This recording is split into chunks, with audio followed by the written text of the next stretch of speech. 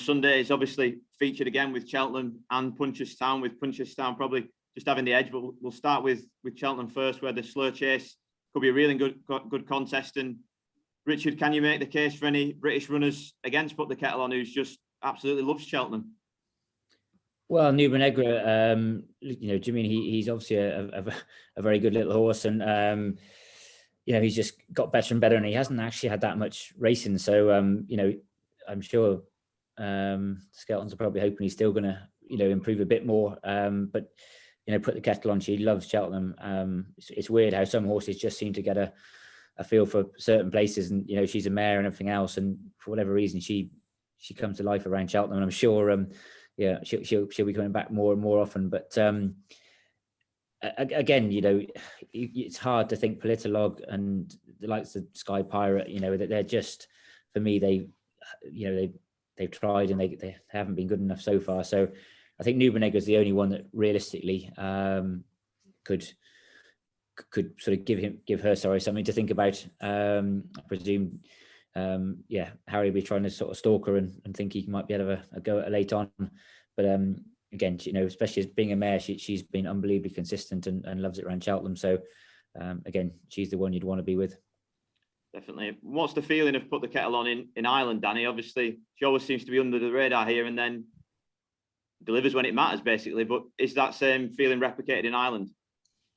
Yeah, I suppose the best of her form is in England and around Cheltenham in particular. And there's no reason to say she won't be able to go there and put up a good performance again. It's going to be her first run of the season, but she was actually a non-runner in the 11th hour in Goran about 6 weeks ago. She was meant to take on Royal Rendezvous in the 2.5 mile chase there. So I'm sure she's going to be plenty fit going to this. Henry de Bromhead's had a lot of his ones away for school and bumpers and that as well. So she's going to be fairly ready for this. Gets the mare's allowance. Track form is very good. I think she'll have the measure of Nubenegra at the weekend, all right. Excellent stuff. And the Greatwood Hurdle, Richard, you've won this twice with your good friend Menora, and then once with Menora and once with Garde la Victoire. But do you think you can go on to success this year? Again, it looks it always is. It's a very open contest, and occasionally you'll get a slow run race, but I think there'll be plenty of pace in the race again this year. Glory and Fortune was a very good winner at Fosslas in the Welsh Champion Hurdle, and he just looks like a horse that's improving. The way he won from the last furlong or so, he was doing it nicely, and look, he's gone up 8 pounds and he needs to improve again, but he just looks like the right sort of model for this. I won a bumper in around Cheltenham as a 4-year-old in his first ever run. He's got a very good attitude.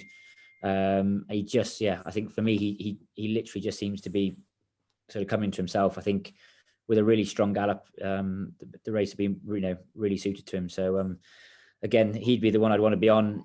There's lots of other horses in the race. Philip Hobbs obviously has Compard, which he was he won a novice hurdle at Cheltenham at the last meeting, but obviously he was very short price in a very false run race. But he won the Persian War novice hurdle at Chepstow before that, and he has got he was a handicapper. He ran into some big handicaps last year. So again, he's one that will definitely, the faster they go, I'm sure the better he'll run. I think he's a horse I'm sure would get 2.5. So at the faster run race, they're both two horses I think have got very, very strong chances.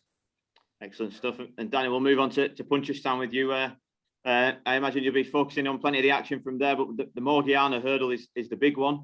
How do you think that's going to pan out, and will you have any rides in that? I'm not sure.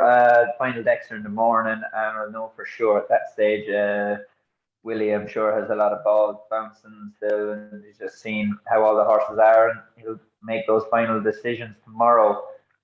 Echoes and Rain is probably likely to go there, and in the anti-post market, she seems to be favourite, which was interesting. She won well at the Punchestown Festival, but she only rated 143. Now, if she gets her mare's allowance, brings her up to a 150, but Saldier 162, Abracadabra 158, and Sharjah is 164. Like, they, for me, really set the standard in the race. Whichever one of them lines up, other ones from Willies that are left in it, or Stormy Ireland as well. I'm not sure she has a Hatton's Grace option the following week as well. And Zana here was a good 4-year-old for Gordon last year. He won quite well in Down Royal 2 weeks ago. So it's going to be a proper race. It will give a good indication as to where the 2 mile hurdlers stand in Ireland. Obviously, Honeysuckle is not in it. She's going to start off in the Hatton's Grace again, but these are the ones that are going to be chasing Honeysuckle around at Christmas. Do you think anything can get near Honeysuckle? Obviously, she was unbelievable last season, but is there anything that could come and catch her? Not on what we've seen last year. Yeah, she just looked very good, but they have to come back to that every season. And yeah, if there's any horses from the Mullins camp, we'll do everything we can to try and catch her.